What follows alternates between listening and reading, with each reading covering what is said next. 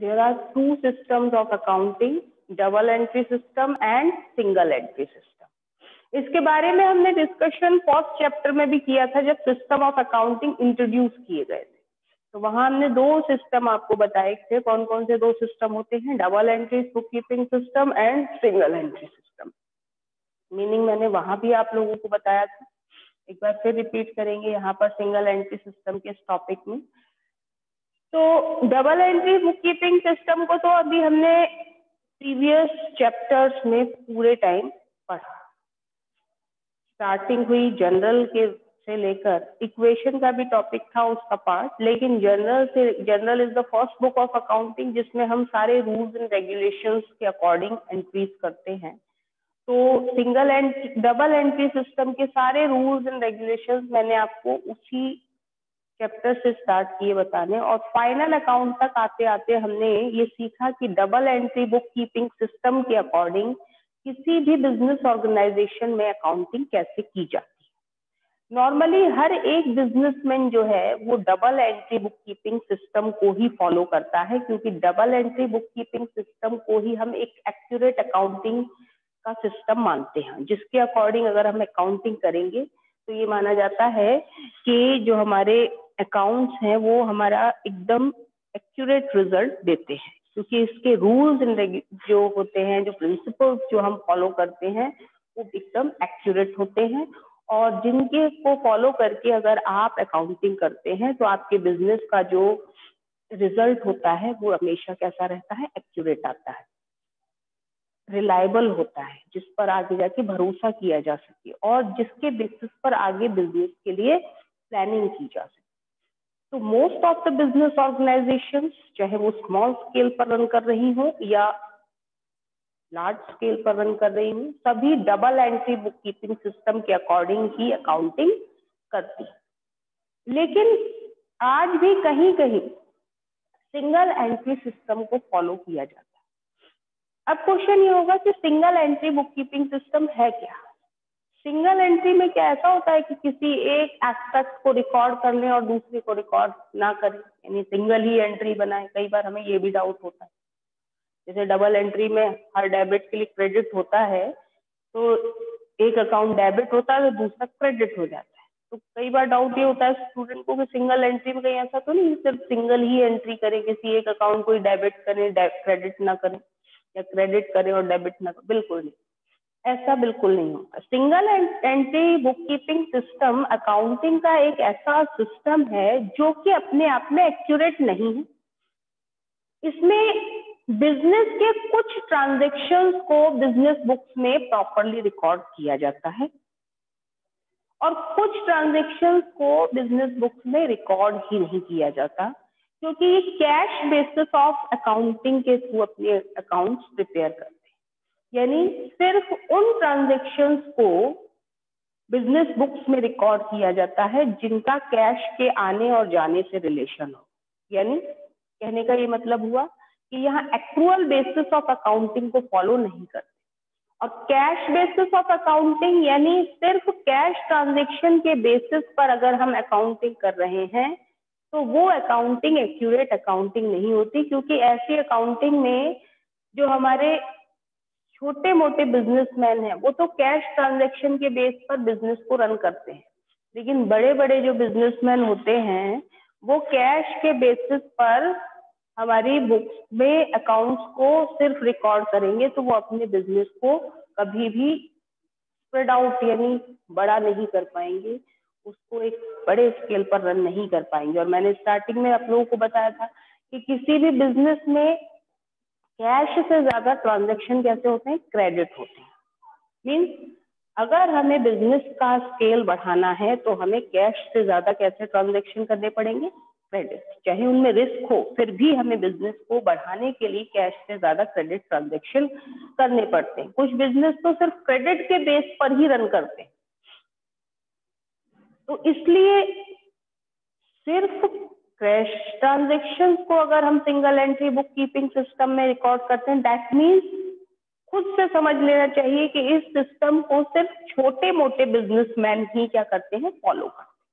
जिनका बिजनेस का साइज बहुत स्मॉल होता है या जिनके यहाँ number of transaction during a day और ड्यूरिंग द मंथ और ड्यूरिंग द ईयर बहुत कम होते हैं और most of the transaction cash में ही होते हैं, ऐसे बिजनेस इस फॉलो कर सकते हैं सिंगल एंट्री सिस्टम को। उनके पास ऑप्शन होता है कि वो चाहे तो डबल एंट्री सिस्टम से अकाउंटिंग करें और चाहे तो single entry book keeping system को भी फॉलो कर सकते हैं। लेकिन ये लार्ज स्केल ऑफ बिजनेस होते हैं, चाहे उसमें हमारे जो भी आ जाते हैं, पार्टनरशिप हो गई, कोऑपरेटिव सोसाइटीज हो गए या फिर कंपनीज हो गए, इनका स्केल बढ़ता है तो वो सभी इनके यहाँ नंबर ऑफ ट्रांजेक्शन बहुत ज्यादा होते हैं और जहाँ कैश और क्रेडिट दोनों ही टाइप के ट्रांजेक्शन होते हैं वो सिंगल एंट्री सिस्टम के अकॉर्डिंग अकाउंटिंग नहीं करते।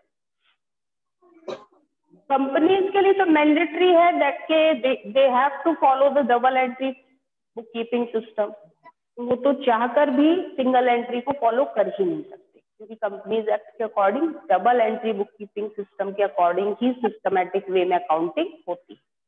लेकिन मैंने फिर बोला कि सिंगल एंट्री का ऑप्शन होता है छोटे मोटे बिजनेसमैन के पास, जिसका बहुत स्मॉल स्केल पर बिजनेस चल रहा है और जो प्रॉपर वे में अकाउंटिंग नहीं करते, जिनके यहाँ नंबर ऑफ कैश ट्रांजेक्शन कह सकते हैं कि जो कैश में ही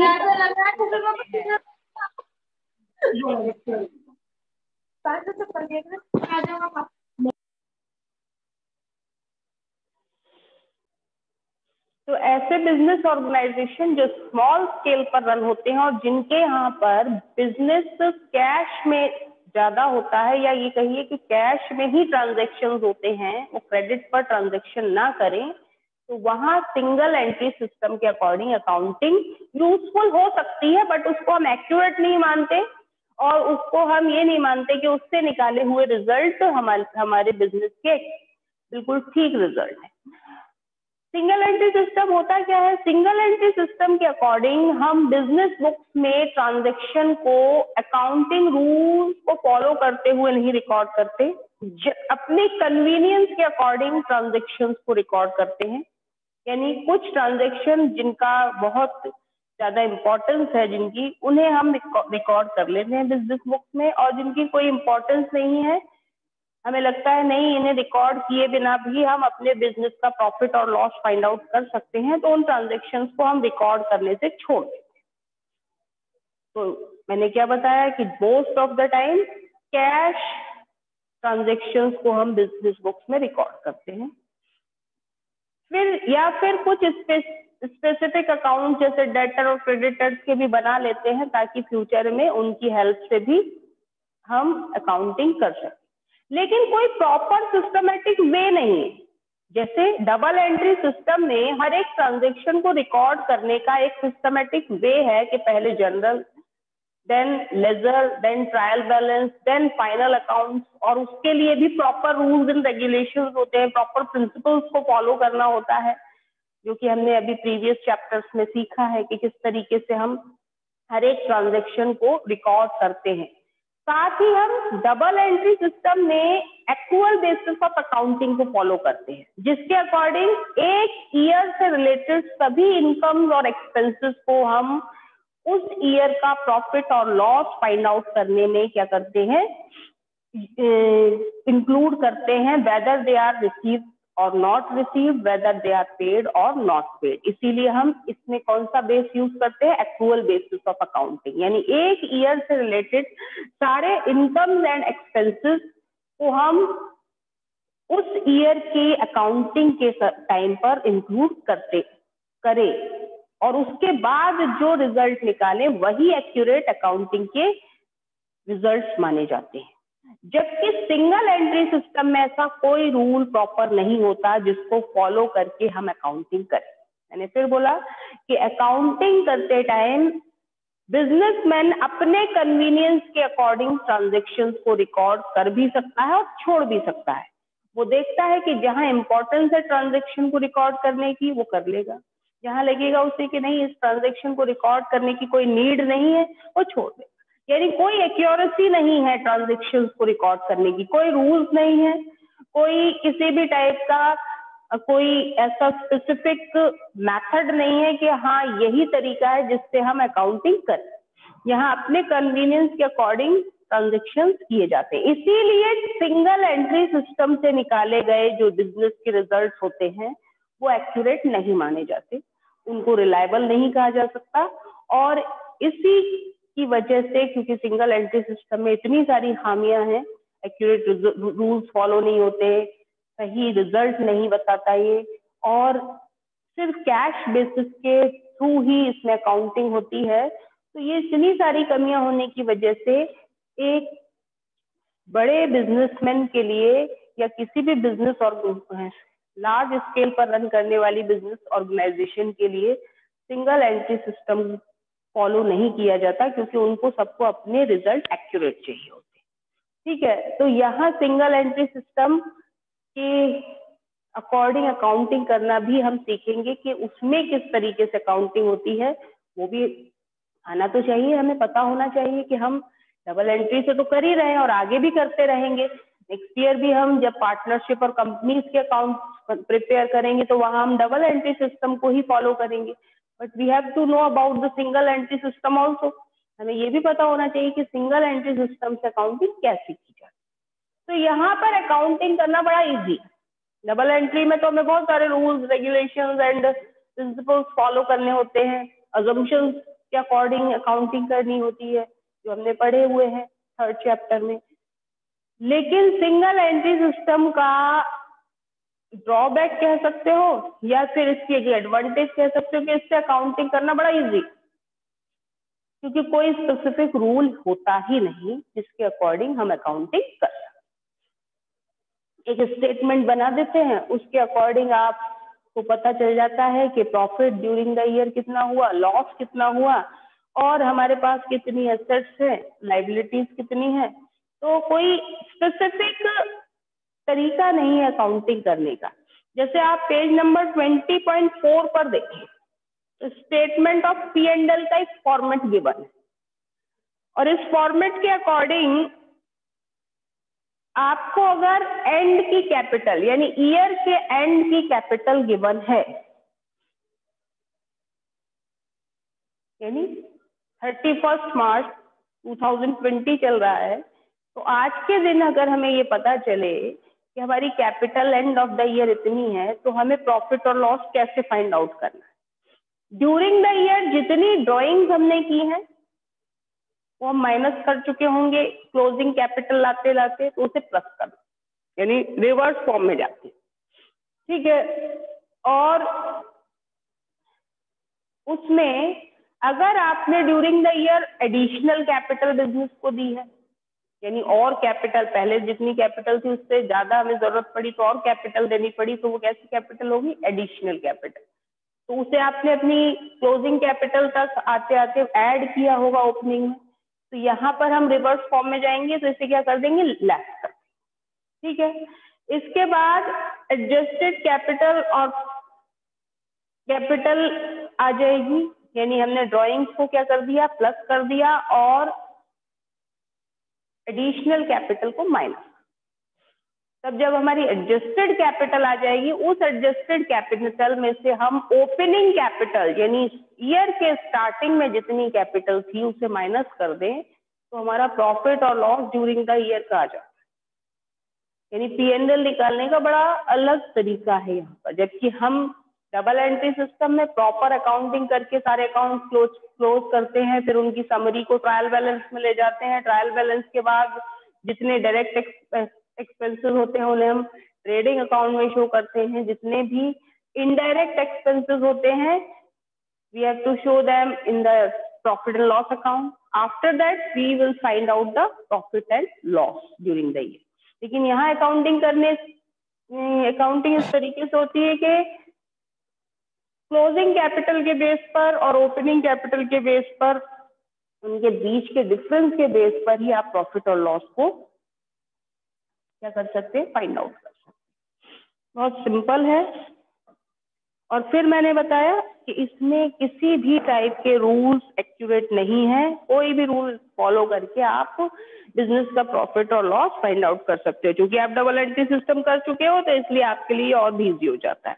अब आते हैं इसकी थ्योरेटिकल पार्ट पर, तो आप इसके मीनिंग, एडवांटेज, डिसएडवांटेज पढ़ लेंगे सभी। साथ में एक टॉपिक है what is the difference between double entry system and single entry system, वो भी देख लेंगे।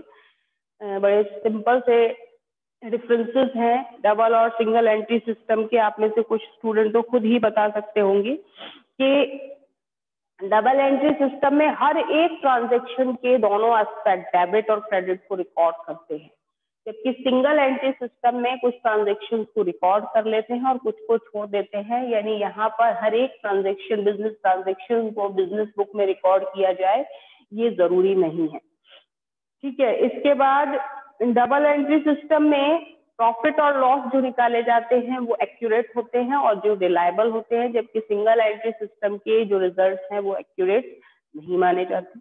डबल एंट्री सिस्टम बड़े बड़े बिजनेस ऑर्गेनाइजेशन के लिए बड़े बड़े बिजनेस ऑर्गेनाइजेशन फॉलो करते हैं, बल्कि कंपनीज के लिए तो कंपनीज एक्ट 2013 के अकॉर्डिंग इसे फॉलो करना मैंडेटरी है, जबकि सिंगल एंट्री सिस्टम को सिर्फ स्मॉल स्केल पर रन करने वाले बिजनेसमैन ही उसे फॉलो करते हैं और इससे बहुत ज्यादा एक्यूरेट रिजल्ट नहीं निकलते। तो इसके बहुत सारे ऐसे पॉइंट्स हैं जिनके बेस पर रिलायबिलिटी को इसकी ज्यादा है। अपने आप समझ जाओगे कि रिलायबिलिटी सिंगल एंट्री सिस्टम की नहीं बल्कि डबल एंट्री सिस्टम की ज्यादा है। कंपनीज एक्ट किसको मानता है? Companies act double entry system को फॉलो करता है, सिंगल एंट्री सिस्टम को फॉलो नहीं करता। तो ये बहुत सारे इसके डिफरेंसेस हैं जिनको आप लोग एक बार पढ़ लेंगे, बुक में काफी अच्छे से इसको दिया हुआ है, तो जरूर देखेंगे। अच्छा क्वेश्चन भी बनता है, difference between double entry and single entry system.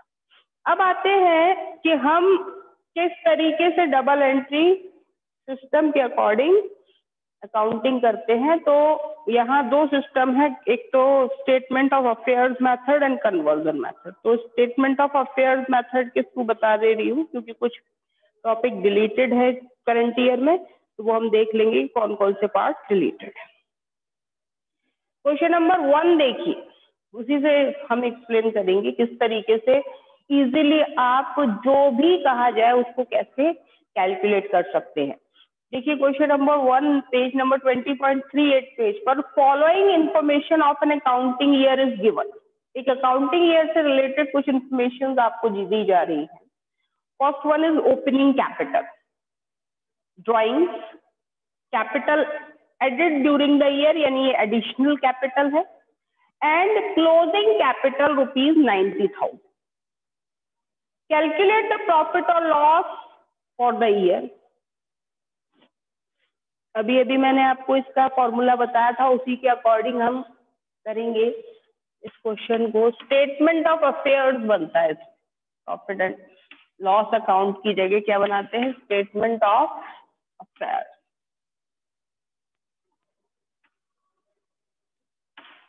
और इसका भी कोई प्रॉपर फॉर्मेट नहीं है, बस पर्टिकुलर और अमाउंट, दैट्स ऑल।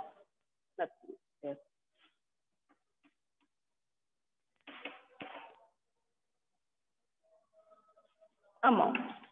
अब देखिए मैं आपको दोनों तरीके से बताऊंगी। वहां जब मैं आपको एक्सप्लेन कर रही थी तो मैं क्लोजिंग से ओपनिंग की तरफ बता रही थी आपको। अब मैं आपको क्लोजिंग से ओपनिंग की तरफ कैसे प्रॉफिट फाइंड आउट करते हैं वो भी बताऊंगी, और ओपनिंग से क्लोजिंग की साइड प्रॉफिट को कैसे फाइंड आउट करते हैं ये भी बताएंगे। इसी एक क्वेश्चन देखिए, ओपनिंग कैपिटल भी दी है, ड्रॉइंग्स भी दिए हैं और additional capital amount. Closing capital से पहले निकालें। तो सर क्लोजिंग कैपिटल हमें कितनी गिवन है? Closing capital 90,000। इसमें ऐड करेंगे ड्रॉइंग्स ड्यूरिंग द ईयर।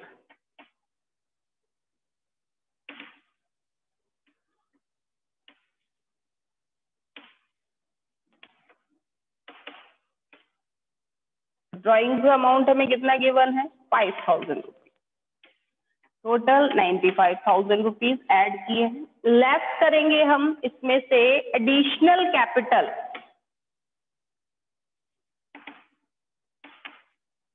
क्योंकि हमने during the year additional capital introduce की थी, एडिशनल कैपिटल को हम इसमें से लेस कर देंगे। Amount of additional capital is 10,000, तो ये हमारा रह जाएगा कितना, 85,000। अब इसमें से लेस कर देंगे ओपनिंग कैपिटल।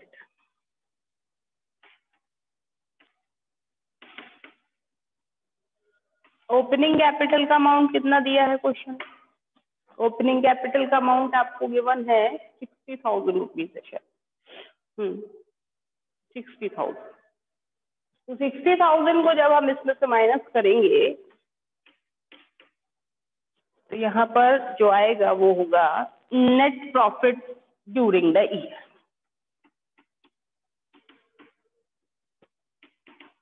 कितनी जल्दी प्रॉफिट और लॉस को फाइंड आउट कर दिया हमने, ड्यूरिंग द ईयर। और वो कितना आएगा, 25,000, ये आपका प्रॉफिट आ गया। इस 85,000 को आप बोल सकते हैं एडजस्टेड प्रॉफिट, सॉरी 95 को। एडिशनल कैपिटल के बाद जो प्रॉफिट आएगा ओपनिंग कैपिटल माइनस करने से पहले, वो हमारा होगा एडजस्टेड।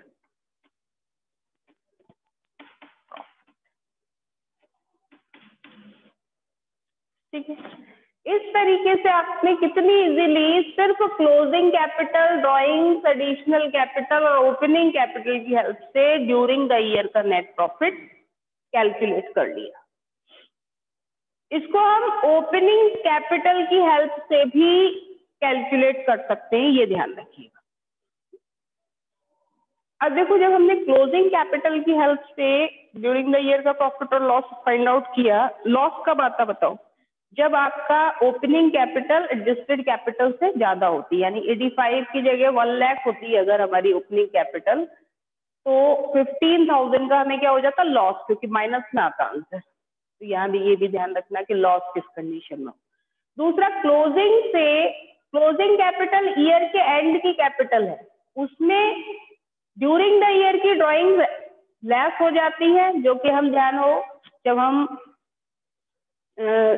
बैलेंस शीट बनाते हैं तो ड्राइंग्स को हम क्या करते थे, कैपिटल में, ओपनिंग कैपिटल में प्लस में से माइनस, और प्रॉफिट को क्या करते थे, ऐड। या एडिशनल कैपिटल होती है तो उसे भी हम ऐड कर देते हैं। लेकिन यहाँ पर क्या कर रहे हैं हम, तो वो कौन सी कैपिटल निकल के आती है, क्लोजिंग कैपिटल। यहाँ हम क्या कर रहे हैं, क्लोजिंग से ओपनिंग की तरफ जा रहे हैं, तो हमें रिवर्स प्रोसेस में आना पड़ेगा, यानी जो चीजें प्लस हो चुकी है उन्हें माइनस करेंगे, जो माइनस हो चुकी है उन्हें प्लस करेंगे। इसीलिए हमने ड्रॉइंग जो कि माइनस हो चुकी है उसे प्लस किया, और एडिशनल कैपिटल जो कि प्लस हो चुकी है उसको लेस किया। लेकिन जब हम ओपनिंग से क्लोजिंग में जाएंगे, इसी क्वेश्चन को अगर हम ओपनिंग से क्लोजिंग प्रोसेस में करें तो देखिए कैसे करेंगे। हमारी ओपनिंग कैपिटल कितनी है, यहाँ से रब करते चले जाएंगे, फिर हम सीधा सीधा प्रोसेस यूज करते हैं। यहाँ पर हम रिवर्स प्रोसेस में क्वेश्चन को सॉल्व कर रहे थे, अब हम रिवर्स प्रोसेस में नहीं करेंगे, बल्कि हम किस में करेंगे, बिल्कुल जो रूल है उसके अकॉर्डिंग। ओपनिंग कैपिटल हमको कितनी दी हुई है, हमें ओपनिंग कैपिटल दी है 60,000। तो उसे लिखेंगे ओपनिंग कैपिटल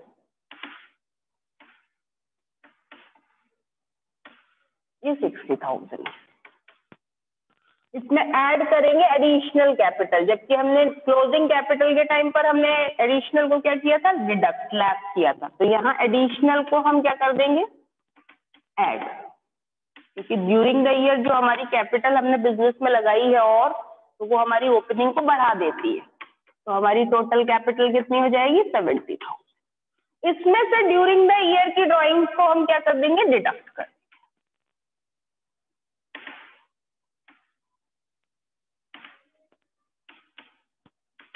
और वो कितनी थी हमारी, 5,000। तो ये रह जाएगा आपके जो पास जो रिमेनिंग अमाउंट है, दैट इज 65,000। अब हम इसका कंपैरिजन करेंगे क्लोजिंग कैपिटल से। तो हमारे पास क्लोजिंग कैपिटल कितनी है, ईयर के एंड तक आते आते हमारे पास क्लोजिंग कैपिटल हो गई 90,000 रुपए। ठीक, तो तो ये बीच में जो डिफरेंस है वो क्या है, वही तो प्रॉफिट और लॉस है, समझ रहे हो, वही चीज तो क्या है, प्रॉफिट और लॉस है। तो अगर क्लोजिंग कैपिटल इस एडजस्टेड कैपिटल से ज्यादा है बीच में, इसका मतलब क्या होगा, प्रॉफिट होगा, और वो कितना होगा, profit during the year, net profit during the year, और वो कितना होगा, वो सेम ही होगा, चाहे आप क्लोजिंग से करें चाहे ओपनिंग से किए करें, सेम अमाउंट आएगा जिसको हमने ये फाइंड आउट किया 90 में से 65 माइनस कर, सेम एज हमने उस तरीके से किया था तब भी 25 ही आया। यानी हम ओपनिंग से क्लोजिंग की तरफ जाए या क्लोजिंग से ओपनिंग की तरफ जाए, अमाउंट ऑफ प्रॉफिट सेम आएगा, बस उसमें स्टेटमेंट ऑफ अफेयर जब बनाया जाता है तो उसका फॉर्मेट के अकॉर्डिंग क्लोजिंग से ओपनिंग में जाते हैं तो हम क्या करते हैं, ड्राइंग्स को ऐड कर देते हैं और एडिशनल कैपिटल को डिडक्ट कर देते हैं, एडजस्टेड कैपिटल फाइंड आउट करते हैं और उसमें से ओपनिंग कैपिटल को डिडक्ट कर देते हैं, तो प्रॉफिट और लॉस आ जाता है। तो ये ध्यान रखिए कि हम दोनों ही तरीकों से इसको फाइंड आउट कर सकते हैं। इसी टाइप का अगला क्वेश्चन भी है, देखिए आप लोग, नेक्स्ट क्वेश्चन में आपको कहा जा रहा है opening capital 1 lakh, closing capital 1,25,000, during the year drawing 30,000 और एडिशनल कैपिटल दी हुई है, सेम एज क्वेश्चन, इसको सॉल्व कर लेंगे सभी, और इसी टाइप के 2-3 क्वेश्चन और दिए हुए हैं उन सबको सॉल्व करेंगे। तो बहुत इजी है ये टॉपिक पूरा ही, सिंगल एंट्री सिस्टम का। जो प्रॉब्लम आएंगी कल पूछ लीजिएगा, क्योंकि कल से मैं एक नए टॉपिक की तरफ जाऊंगी और बस इसी से रिलेटेड है ये पूरा टॉपिक। तो इसमें थ्योरेटिकल पार्ट और इस टाइप के जो सिंपल क्वेश्चंस हैं वो सारे करके देख लेना, क्योंकि मोस्ट ऑफ द पार्ट इसमें से इस बार डिलीट हो चुका है, और क्योंकि बहुत इंपॉर्टेंट टॉपिक नहीं है तो मैं भी इसको बहुत ज्यादा आपको आगे नहीं खींचूंगी, जितना पार्ट है बस उतना देख लें, ठीक है। इसके क्वेश्चंस 5, 6, 7 तक आप इजीली कर सकते हैं, करके देखने की कोशिश करिएगा, नहीं आएगा डिस्कशन कर लेंगे आगे, अदरवाइज यहीं पर ये क्लोज है हमारा। थर्ड पर आते हैं, थर्ड पर अगर हम डिस्कस करते हैं तो the capital of Ganesh Gupta in the beginning of the year is 70,000, opening capital given, ठीक है। During the year his business earn a profit of 20,000, उसके बिजनेस को प्रॉफिट कितना हुआ, 20,000। He withdraw ₹7,000 for his personal use, drawing उसने कितनी की, 7,000 की। He sold ornament of his wife ₹20,000 and invested the amount into the business. उसने अपनी वाइफ के गहने बेचे 20,000 में और उन 20,000 रुपीज को अपने बिजनेस में यानी इन्वेस्ट कर दिया, यानी एक ऐसी कैपिटल हो गई एडिशनल कैपिटल, यानी और पैसा बिजनेस में लगा दिया। Find out his capital at the end of the year. अब देखो क्वेश्चन में चेंज हो गया, पिछली बार हमसे क्या पूछा गया था कि प्रॉफिट और लॉस बताओ, इस बार प्रॉफिट और लॉस, प्रॉफिट गिवन है तो हमसे क्या पूछा जा रहा है, आप क्या बताओ, क्लोजिंग कैपिटल। अब बताओ कौन सा स्टूडेंट है ये जो क्लोजिंग कैपिटल बता देगा, बिना कुछ हमें अलग से समझे बिना आप अपना लॉजिक यूज करके क्लोजिंग कैपिटल कैसे फाइंड आउट करोगे बताओ, क्योंकि हम डबल एंट्री सिस्टम कर चुके हैं तो सिंगल अपने आप इजी हो जाता। ओपनिंग से क्लोजिंग कैपिटल यानी ड्यूरिंग द ईयर उस कैपिटल को क्या बढ़ा रहा है और क्या कम कर रहा है, वो प्लस माइनस कर। अब बताओ क्या करना पड़ेगा हमें, कोई भी एक स्टूडेंट आंसर कर सकता है तो मैं समझ जाऊंगी बिल्कुल सही किया आपने, क्या सही तरीके से समझ रहे हैं आप, बता सकता है कोई कैसे क्लोजिंग कैपिटल फाइंड आउट करेंगे हम? नो आंसर, हेलो, नहीं, चलिए मैं बताती हूँ, अभी भी शायद किसी को डाउट है। हमें क्वेश्चन में ओपनिंग कैपिटल दी है, ठीक, यानी ईयर के ओपनिंग कैपिटल मीन्स होता है ईयर के स्टार्टिंग की कैपिटल, यानी capital on the first day of year, यानी 1 अप्रैल की जो कैपिटल होती है, ईयर कोई भी हो सकता है, जैसे इस बार की अगर हम बात करें तो अब हमारा ईयर स्टार्ट होगा 1 अप्रैल 2021 से और एंड होगा इसका 31 मार्च 22 में। अगर हम प्रीवियस ईयर की बात करें तो प्रीवियस ईयर हमारा कब स्टार्ट होगा? प्रीवियस ईयर स्टार्ट होगा हमारा हुआ होगा 1 अप्रैल 2020 में, और उसका एंड अब होगा 31 मार्च 2021 को। तो ईयर के स्टार्टिंग की कैपिटल को हम बोलते हैं ओपनिंग कैपिटल। ओपनिंग कैपिटल हमें दी हुई है, कितनी दी है और हमसे पूछा क्या जा रहा है? अच्छा, इसको बिना ऐसे किए भी आप नॉर्मल फॉर्मूला बेस्ड भी कर सकते हो क्वेश्चन, कोई जरूरी नहीं इस तरीके का स्टेटमेंट ही बने। नॉर्मल फॉर्मूला आपने याद हो तो ध्यान, आप लोगों में से कई बच्चों ने अगर किए हो क्वेश्चन तो हमने इक्वेशन के टॉपिक में इस टाइप के क्वेश्चंस किए थे, जो इक्वेशन प्लस माइनस वाले थे उसके बाद भी कुछ क्वेश्चंस थे याद हो, तो वहां भी हमने इस टाइप के opening capital closing capital find out करने के क्वेश्चंस किए थे। तो वहां भी इसी तरीके से क्वेश्चन थे, लेकिन उनको हमने प्लस माइनस मेथड में किए थे, वो भी आप यहाँ यूज कर सकते हो, जरूरी नहीं इस तरीके का स्टेटमेंट ही बनाए। दिया गया है हमें ओपनिंग कैपिटल 70,000, तो 70,000 ले लेंगे। अब हमने एडिशनल कैपिटल उसने कितनी दी बिजनेस को? एडिशनल कैपिटल, अब जब हम ओपनिंग से क्लोजिंग में जा रहे हैं तो एडिशनल कैपिटल हमारी कैपिटल को क्या करेगी? बढ़ाएगी। ये तो लॉजिकली सोचो, जब हमने शुरू में हमारे पास 70,000 की कैपिटल थी, 20,000 हमने इस साल और लगा दिए, तो हमारी कैपिटल बढ़ेगी या कम होगी? तो वो इंक्रीज होगी। तो एडिशनल कैपिटल को हम क्या करेंगे? ऐड करेंगे। जब ओपनिंग से क्लोजिंग में जाते हैं तो एडिशनल ऐड हो जाती है। एडिशनल कैपिटल ऐड कितनी लगाई उसने? ऑर्नामेंट सेल करने के बाद अपनी वाइफ के 20,000, तो ये हो गई आपकी 90,000। इसमें से लेस करेंगे ड्रॉइंग ड्यूरिंग द ईयर,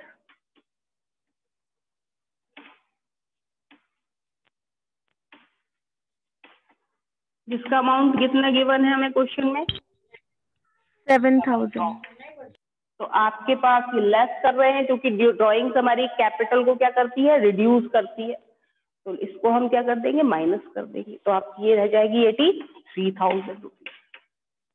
अब प्रॉफिट हमारी कैपिटल को क्या करता है? कम करता है या ज्यादा करता है? बताओ, अपने आप प्लस माइनस कर दो। प्रॉफिट हमारी ओपनिंग कैपिटल को बढ़ाता है, तभी तो क्लोजिंग कैपिटल आती है जब प्रॉफिट उसमें ऐड हो जाता है। ध्यान है, जब हम नेट प्रॉफिट को ऐड करते हैं और ड्रॉइंग्स को माइनस करते हैं तभी तो हमारी क्लोजिंग कैपिटल आती है। तो यहाँ पर हम net profit during the year को क्या कर देंगे? प्लस कर। प्रॉफिट ड्यूरिंग द ईयर कितना दिया है क्वेश्चन में?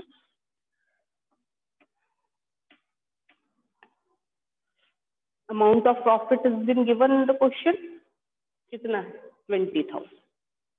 हम 20,000। तो आपका कितना प्रॉफिट आज क्लोजिंग कैपिटल बताओ कितनी आ जाएगी? यानी क्लोजिंग कैपिटल और कैपिटल ऑन 31 मार्च 2000 जो भी हो, 20 है या जो भी ईयर है उसके अकॉर्डिंग, या capital at the end of the year, कुछ भी कह सकते हैं। तो इससे हमारी क्लोजिंग कैपिटल कितनी आ जाएगी? Closing capital is equal to, दोनों प्लस हो जाएंगे, 1,03,000। देख लो इतनी आ रही है।